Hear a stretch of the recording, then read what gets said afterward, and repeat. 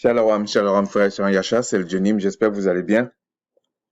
Je vais bien, par la grâce du Tout-Puissant. Euh, Plaise au Tout-Puissant de regarder aussi tous les frères et les sœurs qui sont malades, qui passent par des moments difficiles, toutes ces choses-là. Parce que c'est là qu'on voit où on en est avec le Créateur et sa fidélité. Parce que le baratin là, il faudrait qu'on essaie de s'éloigner de ce genre de comportement. Le baratin, ça crée l'arrogance, la prétention, le m'as-tu vu, enfin tout ce genre de choses qui est plutôt pitoyable pour la personne qui le pratique, parce qu'en fait c'est pas ça qui l'amène au salut. Ok? Alors il peut venir dire oui, ceux-là sont des enfants du diable, ceux-là sont machin, ceux-là sont ceci. Dans l'absolu, on s'en fiche. Ce qui compte, c'est est-ce qu'il sait ou est-ce qu'il sait pas. Et quand tu ne sais pas, on peut te manipuler. Mais quand tu sais, par la grâce du Tout-Puissant, ben, ça te fait un peu de peine. Et bien entendu, euh, en tout cas je parle pour moi, ça ne veut pas dire que je sais tout. Ça ne veut pas dire ça. Mais j'ai du mal, en fonction de ce que je sais déjà, à comprendre certains comportements. Je la comprends pas en fait. Je trouve que c'est une perte de temps et c'est la petite gloire de la personne, mais ça va pas l'amener loin. Je vais vous donner, par exemple, prenons les choses de façon globale. Il y a des hommes qui veulent être des femmes sans savoir ce que c'est une femme. Des femmes qui veulent être des hommes sans savoir ce que c'est vraiment un homme. Il y en a même qui se suicident quand ils font ça. Il y a des enfants qui veulent se comporter comme des adultes, mais ils savent pas ce que c'est d'être un adulte. C'est encore une confusion. Il y a des adultes qui veulent se comporter comme des enfants. Bon, encore là, c'est compliqué parce qu'ils ont été enfants. Ok, c'est compliqué, mais quand même, c'est pas normal. Si tu restes toute ta vie un enfant, c'est une infirmité, etc., etc. Il y en a peut-être certains même qui se prennent pour des nuages. Non, il y en a certains qui se prennent pour des nuages, pour des animaux, enfin bref. Il y a toutes sortes de trucs. Mais le repos, la sérénité, la vérité, toutes ces choses qui fait le bonheur se trouvent dans la soumission à l'obéissance au Créateur. Sinon, c'est impossible. C'est pour ça qu'il y a le désordre comme ça, en fait. Ils mettent tout à l'envers. C'est comme si ils veulent nous faire croire, oui, les hommes et les femmes marchent sur les pieds, ou les enfants, mais il y en a qui décident de marcher sur la tête et que ça va faire le même effet. Mon œil, ça va pas faire le même effet. Mais bon, la personne peut le croire, ok? Il y a aussi un autre volet, euh, des gens, bon, je le dis fraternellement, hein, des gens comme Yakan, qui part au quart de tour lorsqu'on parle de l'apôtre Paul. Et qui dit et qui pense que lorsque tu parles de l'apôtre Paul, enfin tu prends les textes de l'apôtre Paul, c'est comme si tu défendais l'apôtre Paul. Mais c'est une stupidité. Si tu connais vraiment, tu es vraiment réconcilié au Créateur, ce qui t'intéresse, c'est pas l'apôtre Paul ou telle personne ou telle personne. C'est ce que tu vis, c'est ce que tu comprends. C'est tout en fait. Et là, tu comprends la valeur de la personne. Mais c'est pas l'inverse. Et quand tu n'as pas expérimenté certaines choses, tu peux parler comme un insensé. Tu peux dire oui, ça c'est pas vrai, ça c'est pas vrai, mais ceux qui savent, ils vont, ça va pas les empêcher de vivre, mais ils vont comprendre qu'au bout d'un moment, la personne va rentrer dans un mur. Ils le savent en fait, ok? Parce qu'il y a des choses, il y a quelques années, pas quelques années, il y a un peu plus de 20 ans, je n'aurais pas parlé comme ça. Parce qu'il y a des choses que j'avais pas expérimentées et il y a des choses que j'avais pas compris. OK? Mais quand tu comprends quelque chose, ça te paraît simple. C'est pour ça que je préfère être ludique.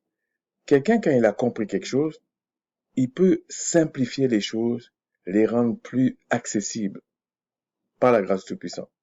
Quand vous voyez des gens vous expliquer des trucs, on ne sait pas d'où ça vient, c'est le brouillon, c'est le foutoir, il y a ni queue ni tête, ou c'est c'est uniquement l'émotion. Oui, c'est séduisant, ou ça fait croire qu'on a tellement, mais dans la réalité, celui qui sait que c'est pas vrai. Je dis pas, il va pas dire, oui, il y a une autre manière de penser, il sait que c'est faux, ok? Parce que c'est pas un jeu. Le créateur n'est pas un bricoleur. C'est pas un jeu. C'est pas parce que vous comprenez pas que, ou alors dire, pour moi, tel texte, j'ai des doutes et des fois je fais ça. Je vous ai dit, s'il faut parler comme ça, il y a des passages de ce qu'on appelle l'ancienne alliance que je mets en doute. Il y a des passages de la nouvelle alliance que je mets en doute. Mais ça ne veut pas dire que je remets en doute toute l'essence de ces textes. C'est différent. C'est pour ça que je crois pas trop. Il y a des choses qu'ils ont fait. Vous allez voir, il y a un passage, des passages là, ils ont fait, mais ce n'est pas qu'ils ont voulu euh, délibérément falsifier quelque chose. Je pense qu'ils comprenaient pas. Et puis il y a des choses qu'ils ont fait délibérément. Mais si vous comprenez ces deux types de confusion, on va dire, pour vous, il n'y a pas de falsification. Pour vous, c'est des gens qui ont récupéré quelque chose, qui ont essayé de faire leur truc. Si vous voulez parler un peu comme à la manière des hommes, oui, vous allez parler de falsification, mais quand vous connaissez quelque chose, ben, vous dites, bon là, je dois passer par là, là, je dois passer par là, et puis c'est tout. Pour vous, vous n'êtes pas dans la logique de dire, oui, falsifié, pas falsifié. Ça, pour certains qui se croient très très grands, là, c'est un truc de gamin, ça. Parce que déjà, comme je dis, on n'a pas tous les textes. Vous pensez sincèrement que Moïse Macha, il a écrit que le Pentateuque? Mais même vous aujourd'hui, quand vous téléphonez, j'ai déjà dit ça, quand vous téléphonez sur un même sujet à une personne, vous téléphonez à plusieurs personnes, vous parlez du sujet plusieurs fois à une personne. Mais réfléchissons, avant il n'y avait pas le téléphone, il y avait des lettres, avant les lettres il y avait des livres. Enfin des livres, je veux dire, ça écrivait peut-être moins, et encore, je suis même pas sûr. Donc ils écrivaient. Donc même si on dit Macha, on a récupéré le Pentateuque. Mais peut-être il a écrit d'autres choses, d'autres aspects des choses, et on n'a pas retrouvé ces livres. Ce qu'il faut comprendre, c'est la cohérence de ce qu'on a. C'est ça qu'il faut comprendre. Et là, si le Tout-Puissant a décidé de vous révéler des choses, vous allez comprendre que les écrits ne sont pas n'importe quoi quand même. Ok? Même si vous prenez certains apocryphes. Moi, je trouve ça incroyable que on lit des choses dans la Bible, par exemple, si on dit la Bible, qui fait référence à d'autres livres, mais ils ont rejeté l'autre livre. C'est complètement fou. OK? Moi, je peux dire, c'est aussi une forme de falsification. Parce que tu peux pas me parler, tu peux pas me faire référence d'un livre que tu rejettes. Il y a un problème. OK? Prenons l'exemple maintenant, parce que c'est comme une conclusion que je fais là, mais je pense que je vais le faire en deux parties. J'innove, hein. Ne m'en veuillez pas. C'est la première fois que je vais faire une conclusion en deux parties. Parce que franchement, j'arriverai pas à le faire en une partie. Ce qui m'étonne toujours, prenons le cas d'un poisson, ok? Comme si c'est un poisson. Ça a un sens avec ce que je vais dire, hein. Il y a un poisson, il est dans la mer. Mais au lieu de profiter des bienfaits de ce qu'il soit un poisson, respecter les règles de la mer et vivre ça, et essayer de comprendre quelque chose, il passe son temps à se dire, ah, mais si je volais, si j'étais un oiseau, ah, si j'étais, je sais pas quoi sur la terre. Mais à un moment donné, t'as envie de te dire, mais ce poisson-là, il est cinglé, en fait. La chose qui pouvait se poser comme question, c'est qu'est-ce que je dois faire ou, ou qu'est-ce qu'on a mis dans l'eau peut-être qui peut m'empoisonner, etc., dans son environnement. À partir de là, il va comprendre beaucoup de choses. Mais c'est ce que je comprends pas, en fait, de certaines personnes. Ils sont en train de parler de 15 milliards de trucs au lieu de se dire, mais voilà, est-ce que je suis vraiment de ce peuple? Parce qu'il peut dire, non, c'est universel. Ça, c'est son problème. Parce que c'est parole contre parole. On verra. Donc, il peut dire ça. Mais je parle pour ceux qui comprennent qu'ils sont israélites. Bon, si tu es israélite, c'est quoi le problème? Parce qu'il faut pas être aveugle, il y a bien un problème. Entre ce qui se passe sur la terre, partout, il y a bien un problème. Et c'est pas d'aujourd'hui. Donc, c'est quoi le problème? Là, il faut qu'il se plonge dans les écrits, dans les livres, comme Daniel faisait. OK? Daniel a la grosse différence, c'est que Daniel connaissait les textes originaux. Enfin, je veux dire, de la langue qu'on a écrite. Donc, il était plus proche de ce que l'écrivain a voulu dire,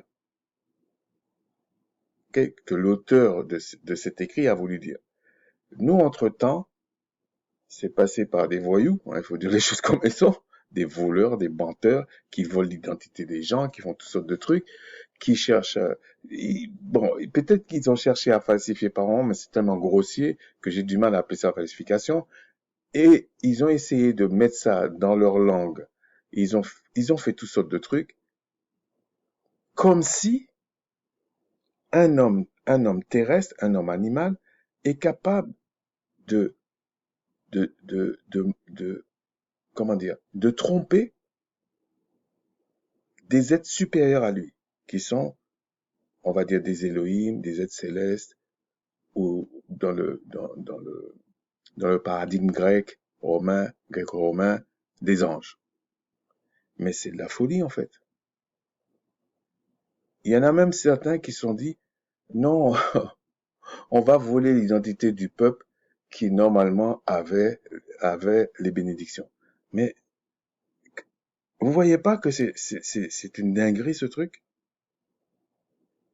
Bon, maintenant si vous savez à peu près ces choses-là, vous dites bon voilà, est-ce que je suis israélite? En quoi je suis israélite? En quoi je ne le suis pas? Bon, si tu l'es, mais qu'est-ce qui fait que tu es séparé avec le Créateur?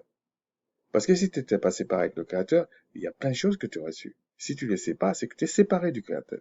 Mais qu'est-ce qui s'est passé? Et pourquoi on parle du Christ? C'est quoi toutes ces histoires? C'est là que vous allez comprendre qu'il y a eu une séparation et pourquoi ça s'est passé. Mais c'était quoi?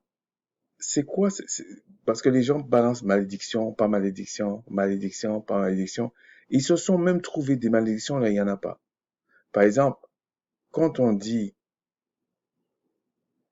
la malédiction de Cam, déjà c'est faux. Et on a dit que Canaan sera le serviteur des serviteurs euh, de Sem, mais c'est pas vraiment une malédiction dans le sens qu'on le prend. Je veux dire, c'est pas comme les Moabites et les Ammonites. C'est pas la même chose. Et eux, ils te font croire certaines choses. Bon, après tout, pourquoi pas? Mais c'est pas l'objet de la vidéo. Ok? C'est pas cet objet-là. Ce que j'essaie de faire dans ces dernières vidéos-là, c'est d'expliquer un peu la situation. Parce qu'il faut quand même savoir d'où on vient et où on va. Et je vous dis, quand vous savez un petit peu de choses, vous savez que vous pouvez pas tricher. Vous ne pouvez pas tricher. C'est pas possible. Ok? C'est pas possible, vous pouvez pas. Ça, c'est un film que vous faites dans la tête. Alors, on va commencer par le texte dans 2 Corinthiens 3:5 et on va aller jusqu'à 18. Bon, je vais essayer d'aller vite, hein. Ce n'est pas à dire que nous soyons par nous-mêmes capables de concevoir quelque chose comme venant de nous-mêmes. Notre capacité, au contraire, vient du Tout-Puissant. Si ces textes a été écrits en hébreu, ils n'allaient pas dire Dieu déjà. Ils allaient sûrement dire dans ce contexte, ils allaient parler d'Elohim. Et Elohim, c'est un pluriel. Mais par moment, ils vont dire Eloah, comme qui est un singulier. Bon, en hébreu, si on prononce les lettres dans la convention que j'utilise, c'est Allah Ha-Yama. Allah Ha-Yama. Allah Ha-Yama. D'ailleurs, à ce propos, parfois dans la Bible, vous voyez Allah. Et comme j'ai déjà dit, ça peut être comme si tu vas en direction d'un lieu, comme par exemple, tu vas dire eau, au bord de l'eau, eau, ils vont dire Allah. Mais parfois, quand ils parlent des célestes, ils disent Allah. Ça peut arriver. Mais ça n'a rien à voir avec, enfin, soit ça n'a rien à voir avec ce que disent les musulmans, le Allah qu'ils disent, soit si ça a à voir, ça n'a rien à voir avec le Tout-Puissant. C'est un Elohim ou un ange ou un messager, mais c'est pas le Tout-Puissant. C'est pas le nom du Tout-Puissant qui est là. Et est-ce que le Tout-Puissant a un nom? Déjà, il faut commencer par là. Mais c'est juste une parenthèse. Mais là, il dit notre capacité vient au contraire. Alors les gens vont dire ouais, mais ça veut dire quoi capacité ça y est, des blocs comme d'habitude, ils pètent les plombs. Non, non, je pète pas du tout les plombs, vous rassurez-vous, ou en tout cas certains. C'est comme l'homme est comme, on va dire entre guillemets, hein, c'est comme un téléphone portable, un cellulaire. Bon, c'est une comparaison. Calmez-vous pour certains, c'est une comparaison. Il y a une batterie qu'on charge à l'électricité. Ok? Il y a une batterie et sur le téléphone, il y a des applications. Sinon, ça fonctionne pas. Ok? Et ce qu'on fait quotidiennement, on, on a des capacités tous les jours. On dort, on se lève, on fait nos affaires. Pour recharger la batterie, il faut qu'on dorme. Et on nous charge par l'électricité. Ça, c'est l'esprit. Ça, c'est l'esprit du Père, en gros. Et dans la journée, on utilise des applications qu'on a mis sur le téléphone. Donc, c'est ça notre capacité. Donc, eux, ils disent, là, dans ce texte, ils disent, notre capacité, au contraire, vient du Tout-Puissant.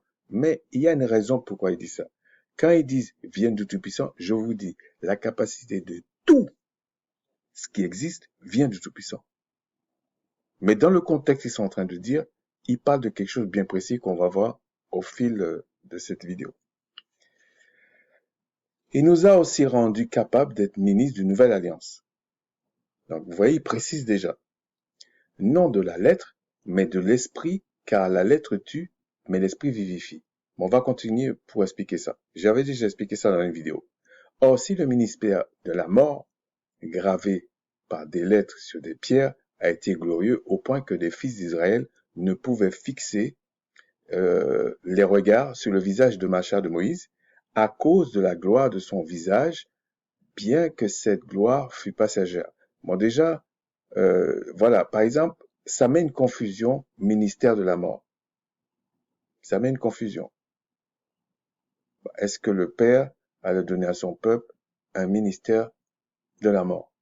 Bon, c'est une traduction un peu scabreuse, mais on va expliquer, parce qu'il y a des contradictions dans ce qu'ils disent. Regardez. Combien le ministère de l'Esprit ne sera-t-il pas plus glorieux? Et ils expliquent un peu plus. Je préfère ce qu'ils disent après pour expliquer ce qu'on dit au verset 7. Si le ministère de la condamnation a été glorieux, le ministère de la justice est de beaucoup supérieur en gloire. Et après, il dit, et sous ce rapport, ce qui a été glorieux ne l'a point été, à cause de cette gloire qui lui est supérieure. En fait, il veut dire, déjà la gloire qu'il y avait sous l'ordre d'Aaron, c'était déjà quelque chose. Mais quand on voit la gloire qu'il y a sous l'ordre de Melchisédek, il n'y a pas photo. Bon, c'est un peu ludique, mais c'est un peu scabreux ce que je dis, mais c'est quand même ça. Si on les met à, on essaie d'être ludique. Et quand il dit le ministère de la mort, et vous voyez au verset 8, il dit combien le ministère de l'esprit. Déjà, l'esprit, ça peut pas être un petit e. On va voir pourquoi. Mettez ça un côté sur votre tête là. Là, ça devait être un grand e. Le ministère de l'esprit. Pas le ministère d'un petit esprit. Non. Le ministère de l'esprit. Parce que quand tu mets un petit e, c'est comme s'il y a une mesure de l'esprit. Une mesure de l'esprit qu'il a mis, que le Créateur a mis dans chaque être, dans chaque âme. Oui, ou sur chaque âme. Il a mis ça là. C'est-à-dire que lui, il existe dans tout ce qui existe. C'est lui l'existence. Je suis pas en train de parler de philosophie là. C'est comme si on dit que tout ce qui existe sur la terre a une chair. Ben, ça a une chair, et ça a une mesure d'esprit, une âme. Mais dans les cieux, les célestes, ils ont aussi une mesure d'esprit. Sinon, ils peuvent pas vivre. Mais au niveau où ils sont, c'est des esprits vivifiants. C'est des êtres célestes, en fait. Bon. C'est pour ça qu'on vous dit, même l'adversaire peut se déguiser en, on va dire, en messager de lumière, en ange de lumière. Bah, s'il peut se déguiser, c'est il a une essence spirituelle, point barre, c'est pour ça. Mais comme on est, euh, si on n'a pas la connaissance, il peut séduire. Il peut séduire, surtout les gens, bon, je tacle un petit peu, surtout les gens qui disent, non, moi, tel livre, telle personne, on sait même pas pourquoi, t'as qu'à dire ça, tu le sens pas, et puis tu fais comme ça, et puis c'est tout. Tu fais pas une doctrine sur ça. Et donc, il parle de ministère de la condamnation et le ministère de la mort, c'est un peu la même chose. En fait, c'est parce que quand il dit la lettre tue, c'est ce que la doctrine chrétienne dit, en fait, c'est un prétexte pour dire, comme nous avons la grâce en Christ, déjà ils disent que c'est universel, on a déjà montré plusieurs fois que c'est faux, et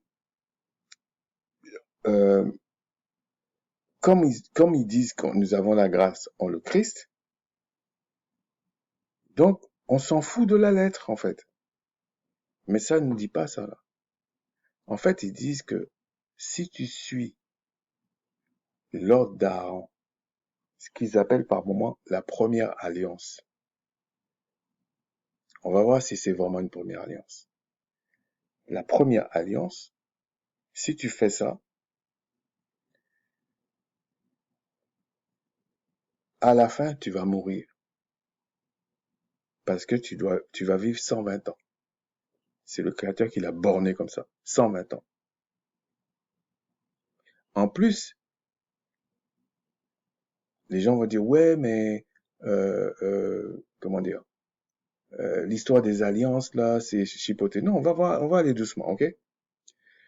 Donc, on voit que, en fait, c'est une autre manière d'expliquer que Aaron, parce que c'est de ça qu'on parle, l'ordre d'Aaron, c'était, on va dire, une alliance qui ne te permettait pas de vivre indéfiniment. Donc, s'il y a la mort, souvenez-vous qu'on dit, le salaire du péché, c'est la mort. Ça veut dire que le péché était toujours là. Même s'il y avait les sacrifices d'animaux, ça n'enlevait pas le péché. On va voir ça plus tard, mais ça n'enlève pas. C'est pour ça qu'à la fin, ben, tu vivais 120 ans. Et quand c'était pas mal. D'ailleurs, pour les gens qui pensent que le Créateur vraiment a été ingrat avec Macha ou l'a coupé la tête, sachez qu'il a vécu 120 ans. Le Seigneur lui a reproché quelque chose, mais le Seigneur n'a pas empêché de rentrer dans le royaume, puisque dans la transfiguration, on voit Macha et Élie. Mais c'est pas l'objet de la vidéo, on en parlera une autre fois, si le Tout-Puissant le permet. Et on vous dit, en effet, verset 11, ce qui était passager a été glorieux, ce qui est permanent l'est bien plus glorieux. C'est différentes manières de parler. Et en fait, il veut dire que ce que le Christ est venu régler là, il n'y a pas de comparaison avec la gloire d'Aaron, la gloire qu'il y avait sur l'autre d'Aaron. Il n'y a pas photo. Parce qu'en fait, il y a tout ce qui régissait le monde animal, et là, on est venu régler les vraies choses, ce qui est dans le céleste. C'est pour ça que quand les gens pensent que tout le monde va... Non, non, non, non. Et on verra plus tard.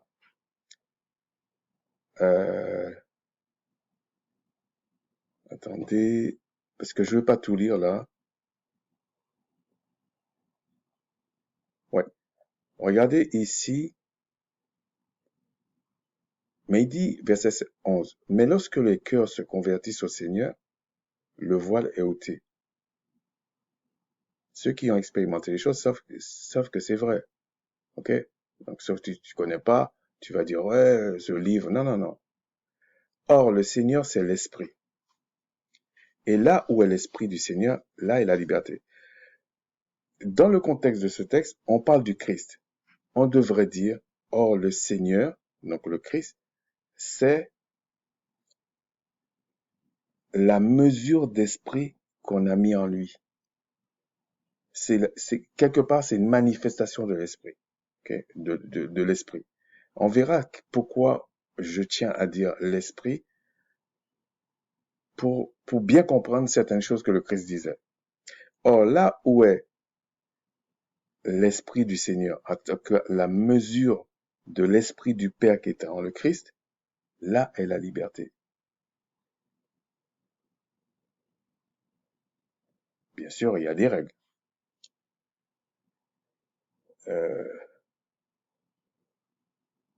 Bon, après, on va passer à autre chose. On va aller parce que j'essaie de tenir mon programme cette fois-ci parce que je sais sinon je vais tout exploser là en temps et c'est pas bon. Si on va maintenant dans Genèse 3, on va lire le verset, je savais que j'avais oublié quelque chose. On va lire du verset 15 au verset 17. Donnez-moi 2 secondes. Ouais, 15 au verset 17. Alors, le 15 dit, on va pas le lire. Le 15 dit, le Créateur parle, il fait une affirmation et on sait que quand il parle, ça va s'exécuter. Je parle du Créateur même. À la suite de ce qui s'est passé entre le serpent, qu'on dit le père du mensonge, l'homme et la femme, il donne une sentence. Il prononce une sentence au serpent. Il lui dit exactement ce qui va se passer.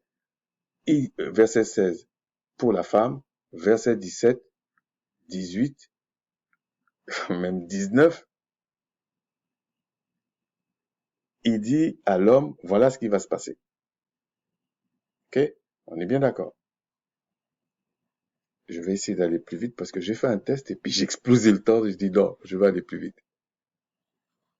Mais en fonction de ce qu'on va dire là, à partir du verset 4, Genèse 17, verset 4, on va entrer un petit peu plus loin dans ce que je veux dire.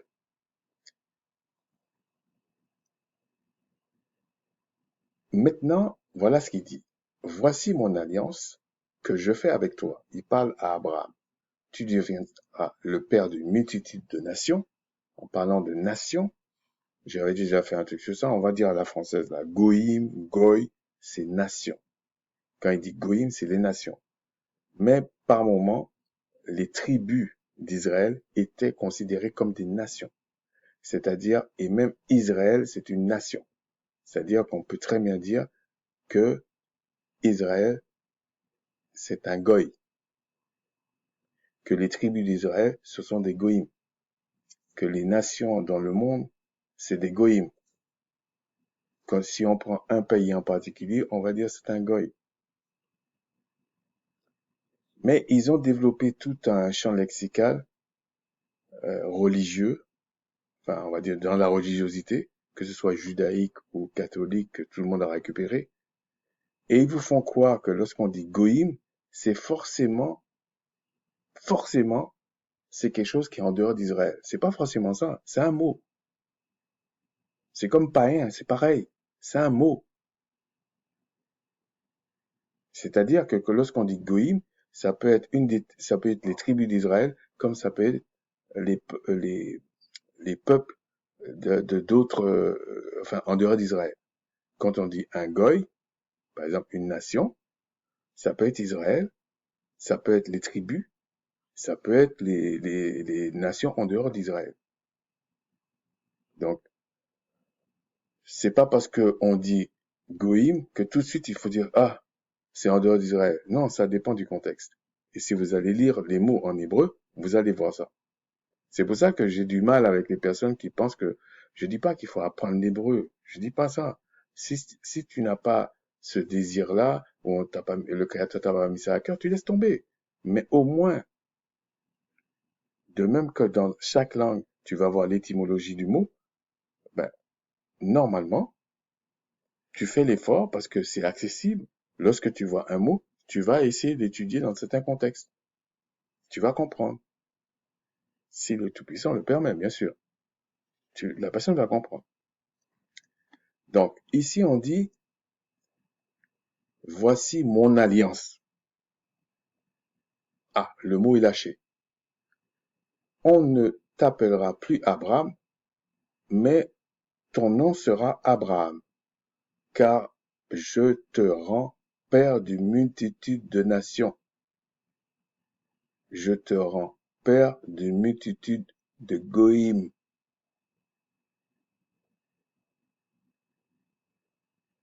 C'est ça que vous voyez quand les gens disent goïm, ça n'a pas vraiment de sens si tu le mets pas dans le contexte. Je te rendrai fécond à l'infini, je ferai de toi des nations, des rois sortiront de toi.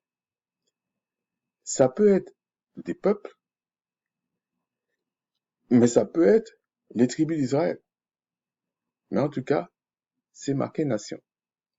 J'établirai mon alliance entre moi et tes descendants après toi, selon leur génération.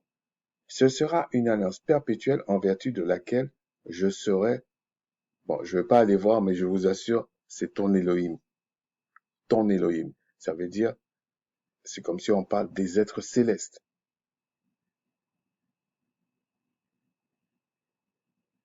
Bon.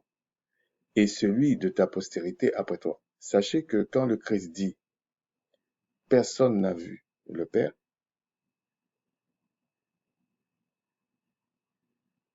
en fait, vu la position du Christ, qu'on dit, il a reçu une mesure d'esprit, une onction au-dessus de ses égaux, au-dessus de ses collègues, au-dessus, on va dire, des anges, ça dépend de quel paradigme on est,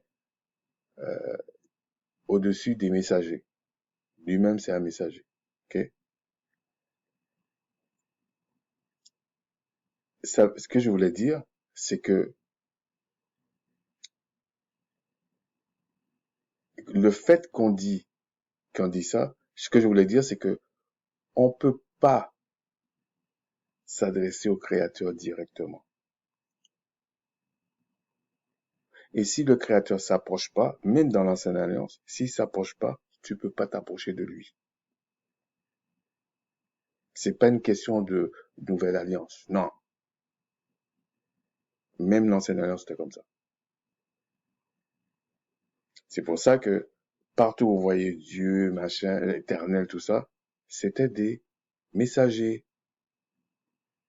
En hébreu, si on emploie des lettres selon la convention que j'utilise, malayaka. Oui, malayaka. Malayaka. Christ, c'est un malayaka. Gabriel, c'est un malayaka. Michel, c'est un malayaka. Les adversaires, Satan, tout ça, c'est des malayakas. Et quand un roi, même du monde, envoie des messagers, c'est aussi des malayakas. Le ya, là, ça veut dire, il y a une possession, une possession comme ça. Pas démoniaque, hein, une possession dans le sens que il t'appartient quelque part. C'est toi qui l'envoies. C'est pas lié, le ya ici n'est pas lié au créateur. Qu'on peut dire un diminutif ya. Non, c'est pas lié à ça. Tu vas le trouver ailleurs. C'était une parenthèse. Et après, il dit, j'établirai mon alliance entre toi et moi, tes descendants après toi, selon leur génération. Ce sera une alliance perpétuelle, sans fin. Une alliance sans fin. Déjà, on l'annonce sans fin. En vertu de laquelle je serai ton Elohim et celui de ta postérité après toi. Franchement, je voulais pas chercher ça, mais je vais vous le montrer. Si j'ai un truc, alors, 17.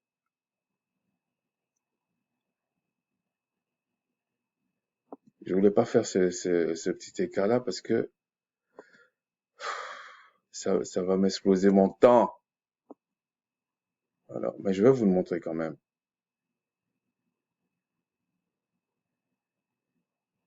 Regardez. Elohim. Verset 7, le mot employé, c'est Elohim. Elohim. Vous voyez? Pourtant, ils ont traduit par Dieu. Vous avez l'impression que c'est unique, alors que ça, c'est un pluriel. C'est un particulier. Des fois, il emploie très rarement Eloah. Donc, ça veut dire qu'il y a tout un système qui est là, enfin, toute une armée qui est là, en fait. On va dire, avec le chef qu'on voit plus tard que c'est le Christ, en fait. Et contrairement à ce que les chrétiens pensent, les prophètes comprenaient certaines choses. D'ailleurs, c'est pour ça, après ces vidéos-là, on va voir les prophéties. Ils savaient certaines choses.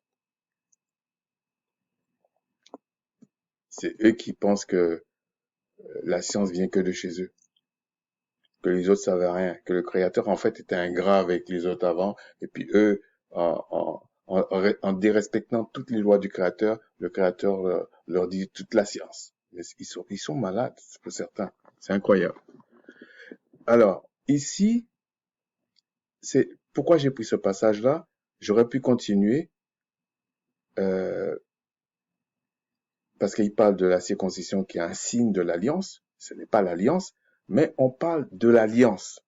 Ce que je voulais dire par dans Genèse tout à l'heure, quand il n'a pas fait d'alliance avec le serpent, il a dit une sanction. Il n'a pas fait d'alliance avec la femme, avec Ève. Il lui a donné une sanction pour la désobéissance. Il n'a pas fait d'alliance avec Adam. Il a donné une sanction.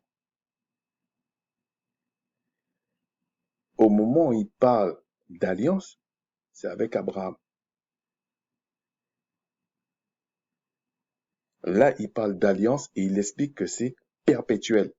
Si vous prenez les synonymes, c'est éternel, sans fin, à vivre, bref, c'est éternel. Donc là, on parle d'alliance. Mais comment ça se fait qu'on parle de première alliance, deuxième alliance? Ce sont des avenants à cette alliance-là. Si on peut dire première partie de l'alliance, seconde partie de l'alliance. Mais ça se comprend si on dit alliance, ça se comprend. Mais c'est mieux de les mettre dans certains contextes un peu ludiques pour que les gens comprennent d'où ça vient. Parce que quand on dit première alliance, seconde alliance, tu as l'impression que c'est deux choses qui n'ont rien à voir. Non, non, non, non. C'est parce il y a l'alliance qui est faite avec Abraham, et après, il y a comme oui, des avenants ou des sous-couches ou, je sais pas, comment je peux dire? Il y a un terme pour ça, hein. C'est comme c'est comme si tu as un contrat, et puis on vous dit, allez à machin, allez à ceci. Je crois que c'est un terme comme ça qu'ils emploient. Alina, enfin, il y a un terme comme ça qu'ils emploient. Quelque chose comme si on te dit euh, première partie, deuxième partie. Mais dans cette alliance-là, on voit plus tard qu'il n'y en a que deux parties. Soit on traite avec le monde animal, avec l'homme animal ou l'homme terrestre, et il y a une partie qui traite pour l'homme céleste dans cette alliance. Là, on parle pas de ce qui est déjà créé dans le céleste. On parle de l'homme. Ensuite, on va justement, pour voir qu'est-ce qu'on dit de cette alliance dans Hébreux 9. On va lire bon, je voulais pas lire tout ça, hein.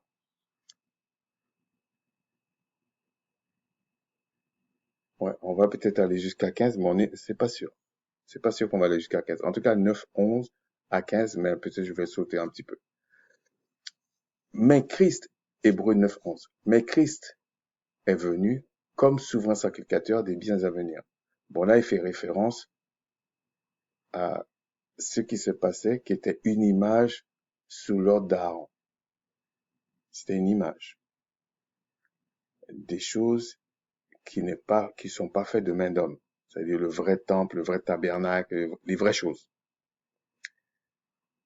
Le vrai sacrificateur, etc. C'est plus une copie, là. Il a traversé le tabernacle plus grand et plus parfait, qui n'a pas, qui n'est pas construit de main d'homme, mais c'est-à-dire qui n'est pas de cette création, qui n'est pas d'une création, on va dire, du monde animal ou du monde terrestre. C'est-à-dire qu'il est purement esprit. Il est entré une fois pour toutes dans le lieu très saint, non avec le sang des boucs et des veaux, mais avec son sang, son propre sang, ayant obtenu une rédemption éternelle.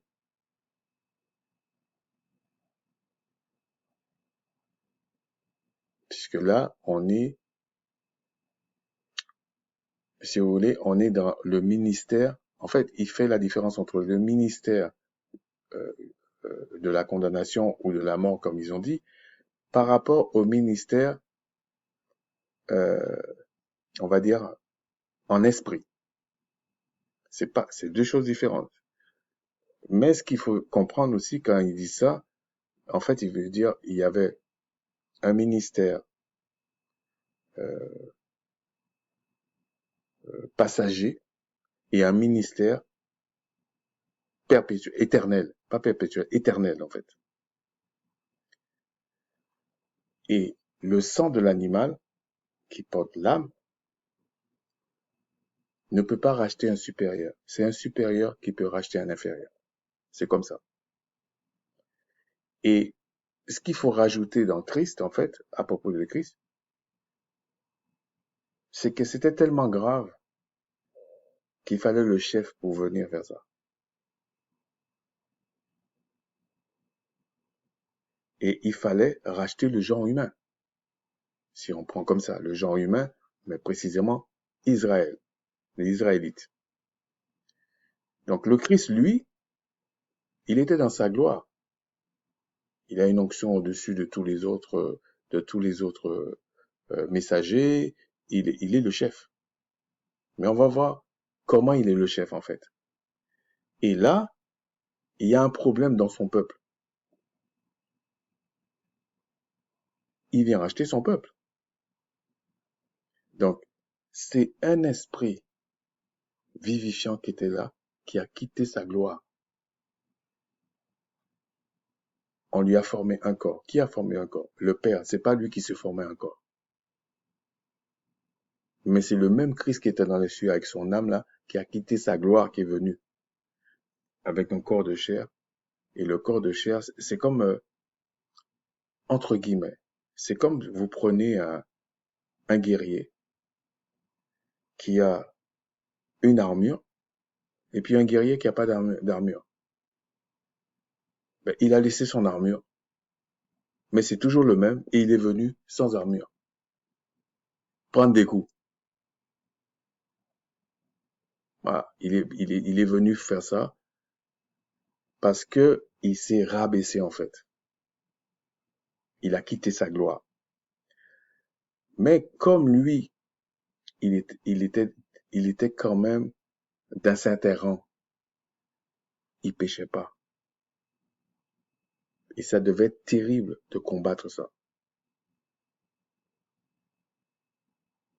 C'était notre seule chance.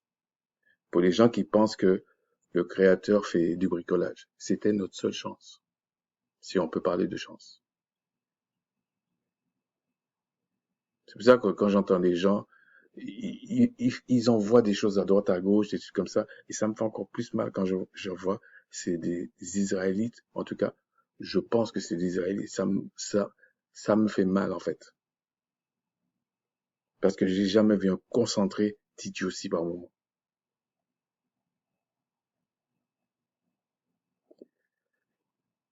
Et là, on vous dit, verset 14, non, on vous dit, verset 13, qu'en fait, la première alliance, en fait, c'était pour la pureté de la chair. Ça concernait le monde animal. Et on vous dit, le sang de Christ maintenant, en fait, quand on parle de l'âme, c'est l'âme, en fait. Donc, il a fallu qu'il soit comme un homme et comme un, un esprit vivifiant en devenir, en fait. Il fallait qu'il fasse le pont entre les deux. Et là, maintenant, c'est lui qui, par son sacrifice, a permis que le Père lui-même, maintenant, purifie notre conscience, notre âme, des œuvres mortes. Sinon, on ne peut pas vivre éternellement. Les œuvres mortes ne peuvent pas te faire vivre éternellement. C'est pas possible. Et là, on vous dit, verset 15, et c'est pour cela qu'il est le médiateur d'une nouvelle alliance, afin que la mort, étant intervenue pour le rachat des transgressions commises sous la première alliance. Mais comment ça se fait qu'il dit le rachat des transgressions commises sous la première alliance? C'est-à-dire sous l'ordre d'Aaron. Ça veut dire que le sang des animaux ne couvrait pas le péché de façon perpétuelle. C'était pas possible. Ça ne te rendait pas net devant le Tout-Puissant. C'est simplement le Tout-Puissant, euh, comment, comment on peut dire? Pas qu'il t'enlevait la sentence, hein. Il retardait la sentence. La preuve, tu mourrais quand même. Parce que dans le ciel, tu meurs pas comme ça. On te détruit, oui, mais tu meurs pas. T'es éternel.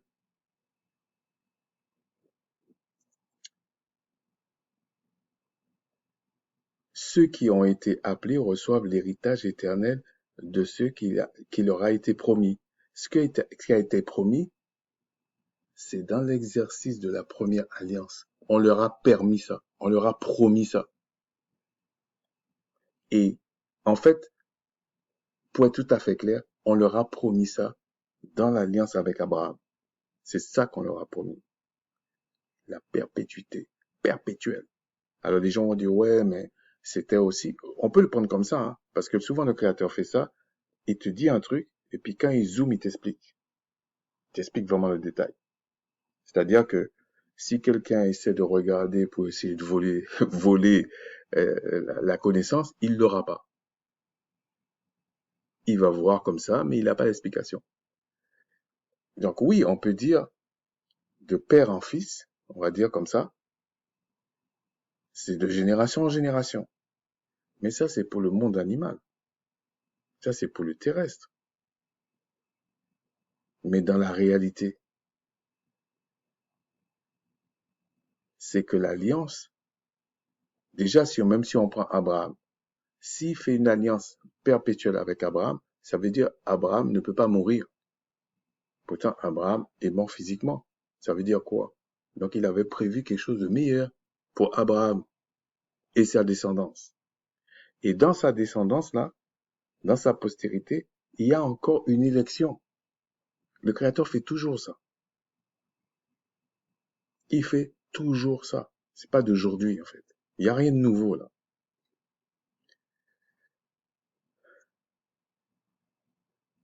Bon, on va arrêter là. Et ensuite, je vais essayer de rester dans mon temps, là. Ah oui, je pense que je vais être dans mes temps, si je me s'en permettre. Alors, avant de lire le Romain 8, je voulais vous expliquer quelque chose. Ici, bon, ne riez pas, hein. J'admire un peu les frères qui font carrément des dessins animés, enfin, les gens qui font ça, ils ont des graphistes, c'est super bien.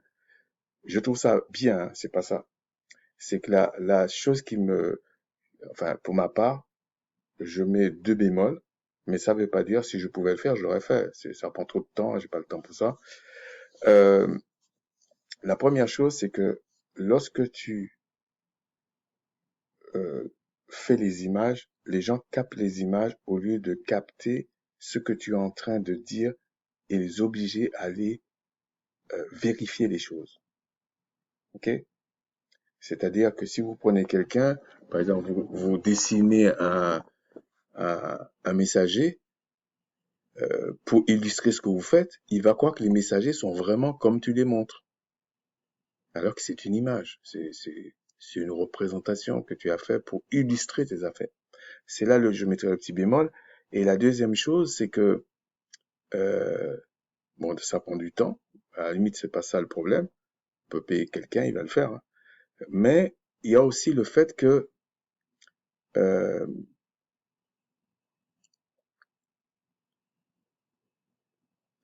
la personne s'attache plus à ces détails-là plutôt que sur le fond de ce que je suis en train de dire. C'est un peu le bémol que je mettrais. Bon, mais bon. Après, si on peut tout faire, c'est super, mais c'est des petits bémols que je mettrais. Donc ici, ce que j'ai voulu illustrer ici, le Tout-Puissant, le Très-Haut, le Créateur, ici le Christ, le Roi et les messagers.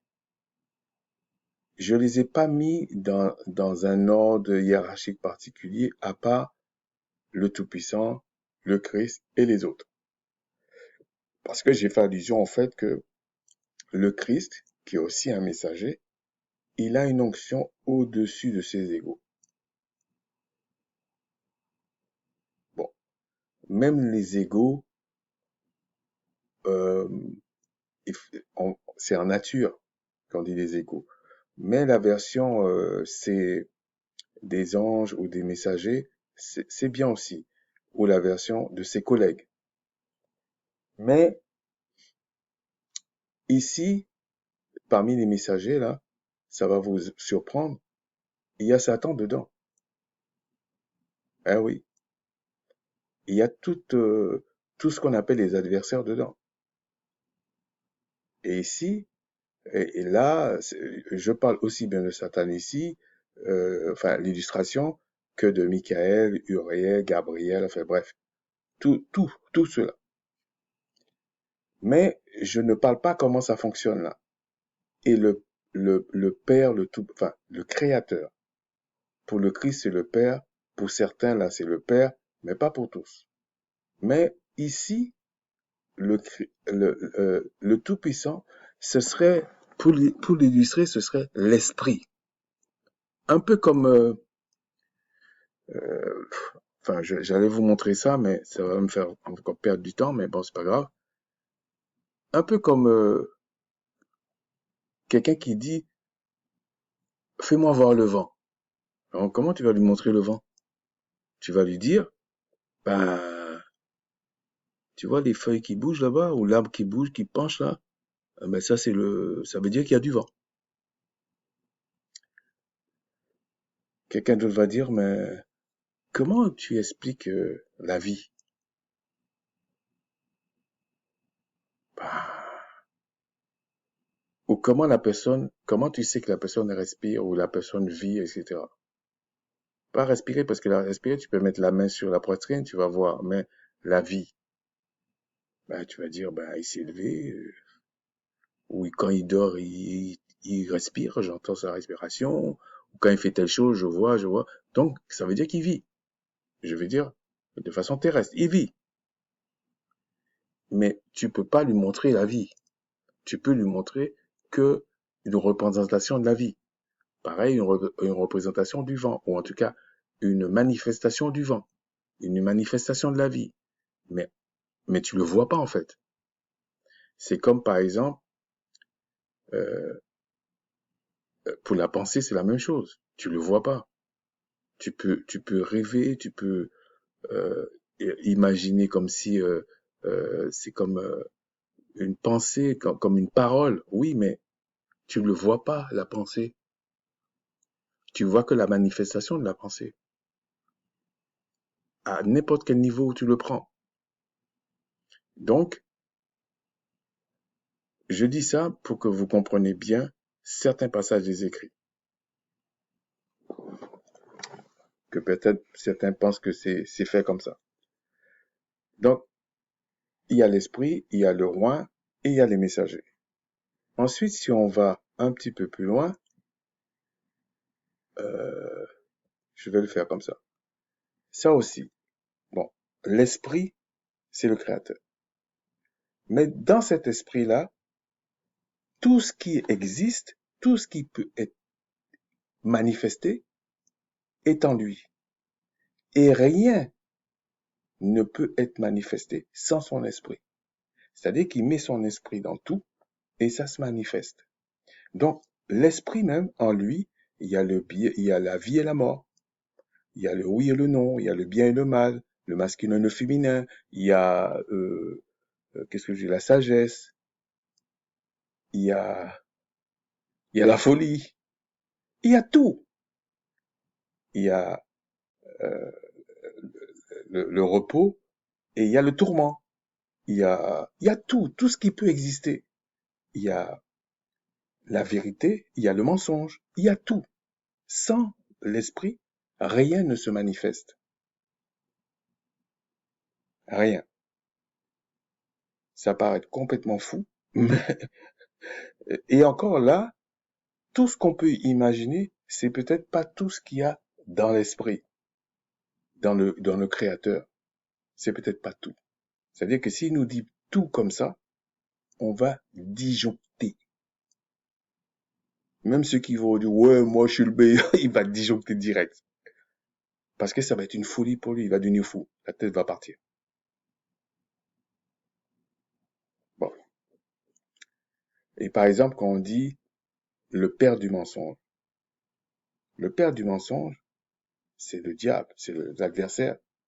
Mais le père de la vérité, c'est qui? C'est le Christ. Parce que le créateur, l'esprit, il est au-dessus de ça. En lui, il y a la vérité et le mensonge déjà. Donc quand il parle du père du mensonge, c'est pas vraiment comme ça qu'il faut comprendre. C'est qu'il veut dire le, celui qu'il a, celui où il habite le mensonge dès le départ. Et même là, il faut comprendre que c'est, c'est un peu comme, il y a un texte qui parle de ça et qui dit, à un moment donné, il voulait égarer les prophètes. C'est le Créateur qui voulait égarer les prophètes. Ça paraît complètement fou. Non, c'est comme ça. Tout lui appartient et tout va dans le sens de ce qu'il veut. Donc, euh, si il vous fait miséricorde, tant mieux pour vous, hein. Mais si vous ne fait pas miséricorde, c'est pas bon. C'est pour ça que l'orgueil, ça passe pas devant lui. La prétention, les gens qui sont méchants avec les gens, qui sont qui sont, qui aiment condamner, qui aiment dire non, ce sont les enfants du diable, parce qu'il y a la polygénie, parce qu'il y a ceci. Vous êtes qui? Vous êtes qui? Déjà, quand on dit Dieu, on dit pas Dieu, on dit Elohim. Ça devrait vous faire tilter déjà pour certains. C'est-à-dire que l'esprit, quand il agit avec plusieurs êtres en même temps. Et vous faites des comparaisons. Le Christ est le chef de l'Église. Pourtant, vous voyez qu'il y a plusieurs membres dans l'Église. C'est du n'importe quoi. Enfin bref. La dernière chose que je voulais vous parler à peu près sur ça, ben, je vais revenir dans d'autres vidéos. Hein. Voilà comment ça fonctionne, à peu près. Le Christ, c'est le oui. Okay? Il a toute une équipe avec lui, on va dire, des messagers, des malayakas. Le diable, c'est le non. Je les oppose pas vraiment parce que le Christ est quand même au-dessus du diable. Si vous voulez, le oui est au-dessus du non. Ok? Mais le diable ici, là, il a aussi des serviteurs. Enfin, quand je dis le diable, c'est une façon de parler. Satan ou l'adversaire, comme vous voulez. C'est le non. Tout ça, c'est le non. Et les deux influencent le monde terrestre, le monde animal. Et la grâce qu'a reçue Israël par l'alliance qu'il a fait avec Abraham, donc l'esprit qu'on appelle le créateur, tout ça, c'est pas pour tout le monde qu'il est le Père. C'est pour Israël qu'il est le Père. C'est pas pour tout le monde. Pour les autres, c'est le Tout-Puissant, le Créateur, ce que vous voulez. Mais c'est l'esprit. On peut pas le définir. C'est l'esprit, si on peut parler comme ça. C'est pour ça que certains disent que c'est la source, c'est de l'énergie, etc., etc. Mais j'aime pas trop ça parce que peut-être la source c'est un peu mieux, mais l'énergie j'aime pas trop parce que ça fait comme si c'est quelque chose. Même la source ça va pas. C'est comme quelque chose d'inerte qui est là et puis on se sert. Non, c'est l'inverse. C'est lui qui se sert de nous. Bon, ça c'était juste une petite illustration. Peut-être je vais l'utiliser ailleurs. Et maintenant on retourne au texte. Donc on va essayer d'aller vite parce que j'ai déjà explosé le temps. Je suis désolé. Bon, vous êtes habitué maintenant. Moi, je désespère un peu, mais le Seigneur va m'affiner, ok? Verset 8. Romains 8, verset 8. Or, ceux qui vivent selon la chair ne sauraient plaire au Tout-Puissant. Pourquoi? Parce que euh, on va en parler plus tard, on va dire. Parce que la chair, elle n'a pas de conscience. Elle prend ce qu'elle attrape. Elle n'a pas de conscience. La chair ne peut pas plaire au Tout-Puissant parce que le Tout-Puissant demande à ce qu'on l'obéisse. Et la chair ne peut pas. Donc, si tu as ton âme qui était censée obéir au Créateur et que en fait, au lieu d'obéir à la mesure d'esprit qu'il a mis en toi, tu obéis à ta chair, t'es foutu. C'est en gros, c'est ça. Et il dit, pour vous, ne vivez pas selon la chair, mais selon l'esprit. Ça, là, c'est pas bon. Je vous dis franchement, c'est selon la mesure d'esprit qui est en vous, qu'il a mis là. Quand je dis en vous, c'est une façon de parler, même là. Si du moins l'esprit du Tout-Puissant, bon là c'est un pléonasme, en fait il aurait dit si du moins l'esprit habite en vous. Aussi du moins le Tout-Puissant habite en vous. Voilà, c'est comme ça. Si quelqu'un n'a pas l'esprit de Christ, là c'est autre chose. Si quelqu'un n'a pas l'esprit, en tout cas une mesure d'esprit qui était en Christ, il ne lui appartient pas. Donc il est plus dans le oui. On va voir ça dans peut-être la prochaine vidéo. Il est plus dans le oui, il est dans le non là-bas. C'est pour ça que on vous dit dans Psaume 1, tous ceux qui marchent selon le Créateur, tout ça, Il est dans le oui. Tout ce qu'il demande, tout ce qu'il fait, il réussit. C'est pour ça qu'on dit ça. Mais, que ce soit le oui ou le non, c'est le Créateur qui exauce. Une prochaine fois, on verra ça, mais je vous le dis comme ça. Quand Job, il y a une discussion entre le Créateur et le diable, bon, je vous dis tout de suite, c'était pas le Créateur directement, c'était une représentation, un messager qui parlait au diable. Bon, pour les gens qui comprennent pas là, quand il a commencé à tout détruire de Job, on vous dit c'est l'esprit du Créateur qui a fait ça. Et je vous dis même en hébreu, c'est l'esprit du Créateur. Parce que tu ne peux pas avoir une capacité à faire quelque chose, que ce soit en bien ou en mal, sans que ce soit l'esprit du Créateur qui le fait.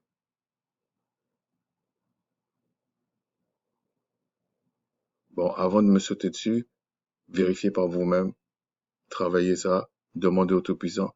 Si il a prévu de vous expliquer, il va vous expliquer. On va pas s'attarder sur ça. Et si Christ est en vous, le corps, il est vrai, est mort à cause du péché, mais l'esprit est vie à cause de la justice.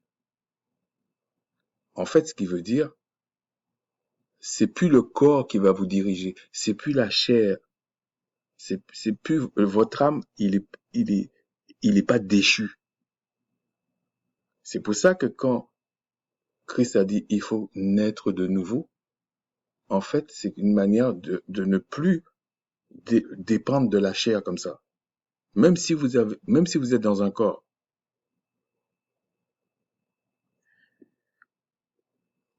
Et si vous marchez selon l'esprit, là où 2 ou 3 sont assemblés en mon nom, ben, vous avez la chose, vous êtes dans le oui.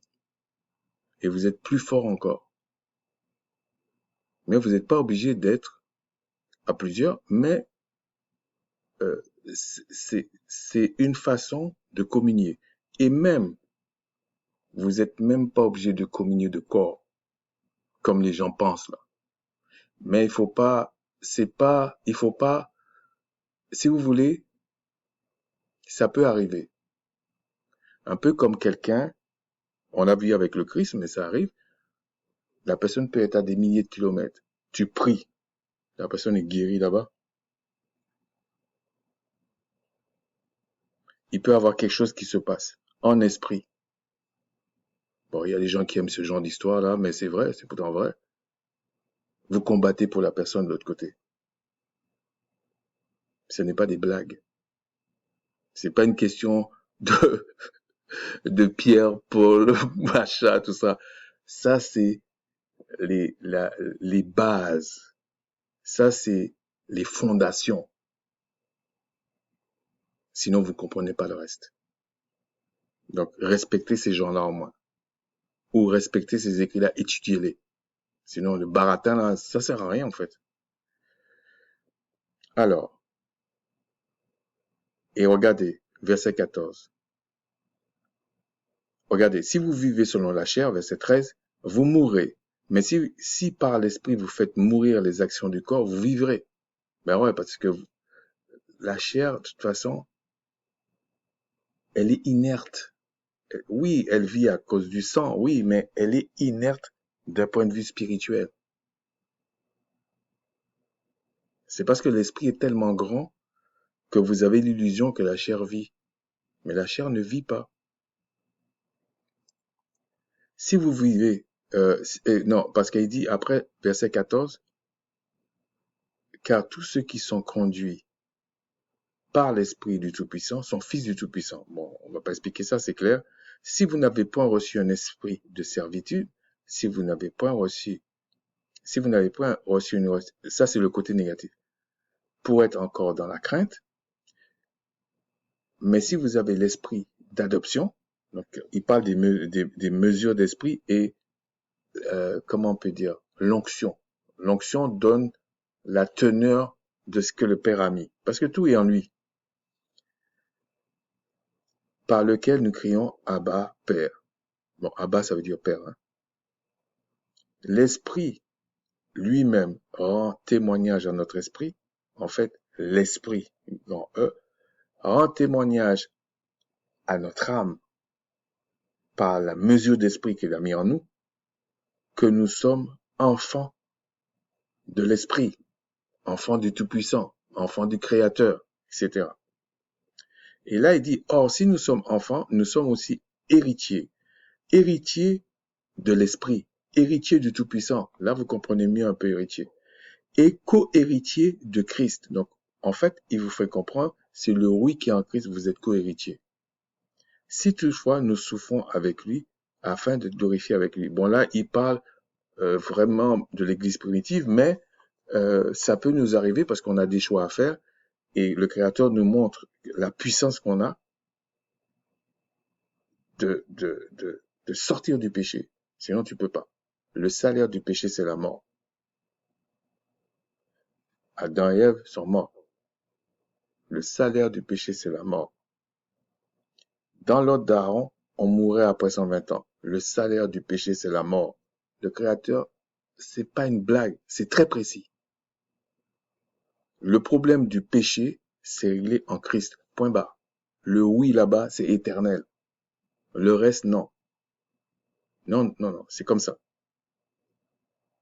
Et c'est pour ça que dans certains textes, on vous dit il faut avoir les armes d'en haut pour vaincre les puissances des ténèbres, les puissances du non. C'est ça être un enfant du Tout-Puissant. On va finir sur ça. Bon, je l'ai explosé le temps, je vous l'ai dit. Hein. Je vois qu'il y en a qui rigolent, qui se moquent un peu. Hein. Mais bon, j'ai fait ce que j'ai pu. Hein. On va prendre le verset dans Jean 14 et on va lire le verset de 10 à 13. Donc, en fait, c'est Philippe, un disciple, qui pose la question à Christ. On va le lire un peu plus haut. Il demande à Christ, montre-nous le Père. En gros, montre-nous l'Esprit. Parce que c'est comme ça qu'il faut comprendre aussi pour être ludique. Et voilà ce que Christ lui dit. Il y a si longtemps que je suis avec vous et tu ne m'as pas connu, Philippe. Celui qui m'a vu a vu le Père. Comment dis-tu, montre-nous le Père? En fait, Christ, c'est comme quelqu'un qui prophétise. Pour ceux qui comprennent, quand certains prophétisent, ils parlent. C'est comme l'Esprit qui parle en lui. C'est pour ça qu'il lui dit, il y a si longtemps que je suis parmi vous et tu ne sais pas. Mais les chrétiens ont pris ça. C'est comme, pourtant, soi-disant, ils sont des experts, hein. Mais pourtant, alors, on va dire, admettons que là, il y a une ambiguïté parce qu'il parle de lui, il parle du Père, bon. Mais on va continuer. Regardez. Ne crois-tu pas que je suis dans le Père et que le Père est en moi? Les paroles que je vous dis, je ne dis pas de moi-même. C'est assez clair. Les paroles que je vous dis, je ne les dis pas de moi-même. C'est l'Esprit qui parle en moi. Et le Père qui demeure en moi. Et le Père, bon là, c'est une question de statut, il dit l'Esprit, c'est son Père. C'est lui qui fait les œuvres. Un peu, c'est pour ça que j'avais pris l'exemple tout à l'heure. Montre-nous le vent. C'est comme si Philippe dit à Christ, montre-nous le vent. Ah bon? Il a dû se dire, comment je vais leur montrer ça? Ben, tu vois, les arbres qui bougent là, ben, ça, c'est la manifestation du vent. Ben, il dit, ben, les œuvres que je fais, c'est la manifestation de l'Esprit. Donc, celui qui voit les œuvres que je fais, ben, il voit le Père. Comment me demandes-tu encore de te montrer encore le Père avec tout ce que j'ai fait là?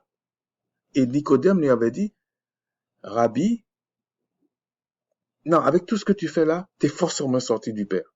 Les gens qui pensent que parce que Nicodème n'a pas compris pour la partie de l'ordre de Melchisédek, ça veut dire que Nicodème c'était un idiot. Non, Nicodème c'était pas un idiot. Il y en a certains qui pensent que Nicodème était plus bête qu'eux, mais je vous assure, d'après ce que je comprends, il y a discussion. Mais c'est vrai que Nicodème n'avait pas compris ça. Mais c'est pas parce qu'il a pas compris ça qu'il avait rien compris de tout. Et il dit, croyez-moi, je suis dans le Père, et le Père est en moi. Croyez du moins à cause de ses œuvres. Donc quand il dit le Père est en moi, il parle de l'esprit. Si tu ne peux pas exister sans l'esprit. Et il dit que moi je suis dans le Père, parce que là, il obéit à sa parole. Et d'ailleurs, à ce propos, les gens pensent que la parole, c'est un truc que tu balances comme ça. Il y a différents degrés de parole, c'est vrai, mais lorsque tu es vraiment sanctifié, ce que tu dis, ça se réalise. Ça se réalise. Et c'est pour ça qu'il dit en vérité, je vous le dis, celui qui croit en moi fera les œuvres que je fais. Il fera les œuvres que je fais. Ça veut dire que le Père sera en lui aussi. Il fera les œuvres que je fais. Il en fera de plus grandes parce que je m'en vais au Père. Vous m'étonnez qu'il va faire des plus grandes. Alors il y a le temps, c'est vrai. Il y a le temps. Mais il y a autre chose. Comme il a repris sa place, sa gloire, et que vous êtes aussi en Christ, vous aurez plus de puissance. C'est pour ça qu'il dit, vous allez faire des choses plus grandes que moi lorsque j'étais sur la terre. C'est ça qu'il dit là. En vérité, je vous le dis, celui qui croit en moi, il fera aussi les œuvres que je fais, donc que je fais sur la terre. Il en fera de plus grandes, hein, parce que je m'en vais au Père, parce que je retrouve ma place, ma gloire. Et ensuite, il dit, et tout ce que vous demanderez en mon nom, je le ferai afin que le Père soit glorifié dans le Fils. Parce que on peut pas, comment dire, on n'a pas accès au- à l'esprit directement comme ça. Je veux dire, là où il y a toute la puissance même, c'est pas possible. On dépend du Christ. Sinon, on est ballotté par le nom, par les démons, les diables, tout ça, là, on est ballotté par là. On n'a aucune chance, je vous dis. Et d'ailleurs, à ce propos, tous les peuples ont un chef. Mais nous, Israël, la vraie Israël, là, nous avons comme chef le chef des chefs. Parce que le Créateur, l'Esprit, là, il est au-dessus des chefs. Lui, il est hors catégorie. On peut pas le limiter à chef, pas chef. Non, non, non. C'est pour ça que quand j'entends certains chrétiens dire, non, le Christ, c'est le Père, c'est... Et puis, ils se fichent de nous-mêmes. Ça veut dire que un aveugle qui se moque, et il sait pas qu'il est aveugle. C'est du n'importe quoi. Et comme ils se basent, certains se basent, d'ailleurs même les autres peuples dans notre religion se basent sur des manifestations, ils ont l'impression qu'ils ont la vérité. Mais même le nom, il y a une manifestation. Il y a des manifestations du nom du Créateur. C'est comme ça. Et il dit, et tout ce que vous demanderez, je le ferai. Et il dit, si vous demandez quelque chose en mon nom, je le ferai. Alors, soit tu le demandes tout seul, soit tu le demandes à plusieurs. Vous vous mettez d'accord, tout ça. Si vous m'aimez, gardez mes commandements.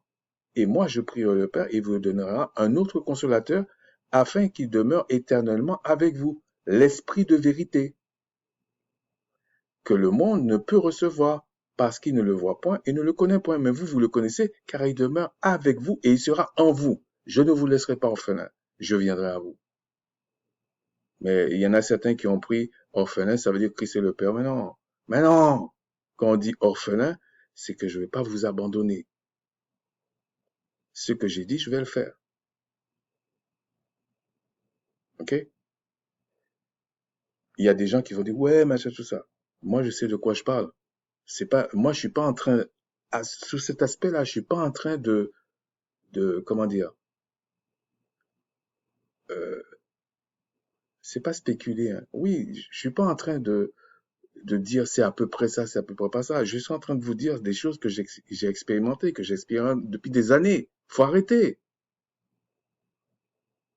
Mais je sais que ce n'est pas parce que ce n'est pas ça qui va sauver. C'est que vous devez comprendre dans quelle situation vous êtes, qu'est-ce que dit les textes, pour vous repentir, pour savoir pourquoi tu te repens et où est-ce que tu vas et c'est quoi ta place, c'est quoi ton identité. Pour arrêter quand il y a les fêtes du monde, vous êtes là-dedans, gâteau du monde, vous êtes là-dedans, tous ces bêtises-là, vous êtes là-dedans, enfin pour certains en tout cas. Et puis il dit non, moi je suis israélite. Mais tu fais honte. L'autre va venir, non, en Christ, nous avons la grâce. Ah ouais? Et quand tu vas lui dire, mais tu sais l'origine des fêtes que tu es en train de fêter là? Non, le Créateur, le Seigneur, le Créateur, on ne sait pas de qui il parle. Euh, euh, il est plus grand que notre cœur. Mais c'est pas dans ce sens-là qu'il avait parlé, le Christ, aux disciples. Il avait parlé comme ça parce que les disciples comprenaient que c'est pas une petite affaire cette histoire. C'est pour ça qu'il les a rassurés. C'est pour ça qu'il les a rassurés. Parce que sinon, personne passe. Non seulement il fallait que le Christ donne sa vie, mais en plus qu'il a donné sa vie, il faut que le Créateur, l'Esprit, le Père, le Tout-Puissant, ait beaucoup de patience avec nous, parce que, franchement, la chair est faible. Non seulement la chair est faible, mais il faut que tu naisses vraiment de nouveau. Sinon, c'est impossible. Et au moment où il parle aux disciples, ils avaient pas encore l'esprit de vérité. Ils étaient pas encore nés d'esprit vraiment, en fait. Donc, c'était chaud.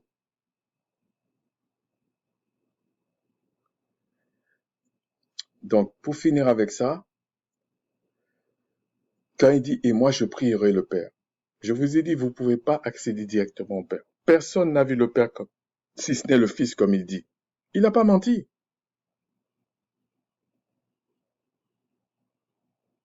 Et moi, je prierai le Père parce que tout va passer par lui. C'est comme ça, que ça vous plaise ou pas. C'est comme ça. Vous pensez que vous allez prier, vous êtes sur la terre. Pour certains, ils sont même pas nés de nouveau et que leur prière va passer tout, tout ce monde céleste pour arriver au Père en haut. Mais vos prières, ils vont même pas monter. Ils vont même pas monter si on prend cette image.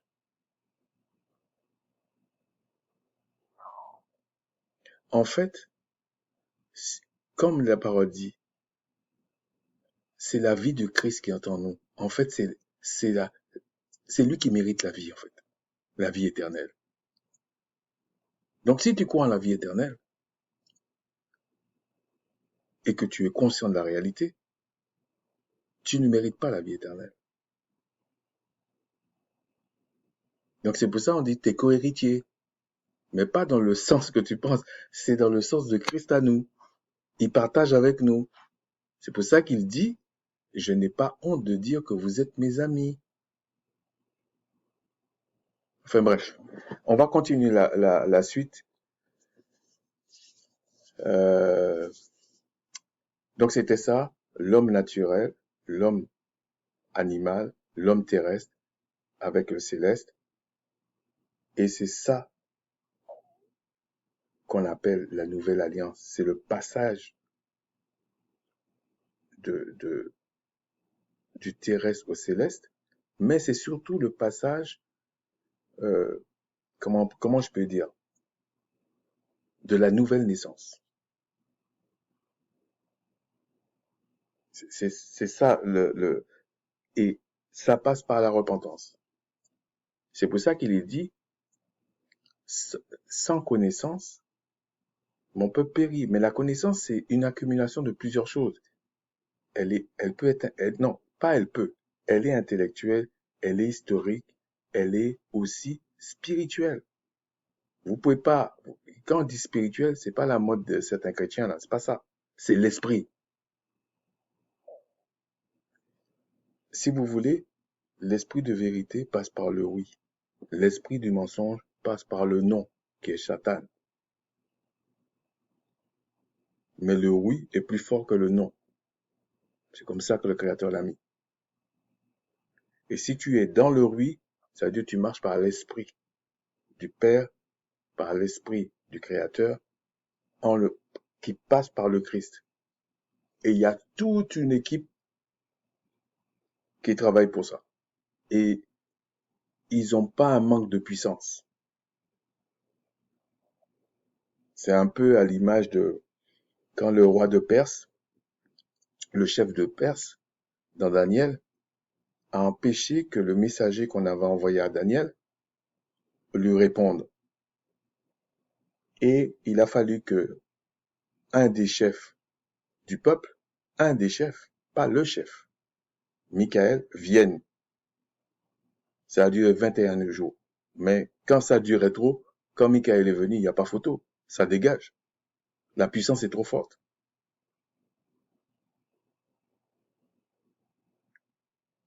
Sur ce, je vous dis un gros shalom. Et puis on va continuer. J'ai innové. J'ai innové. Ça me fait rire. J'ai innové. Je vais faire une conclusion en 2 vidéos. J'ai jamais vu ça. Sur ce, shalom.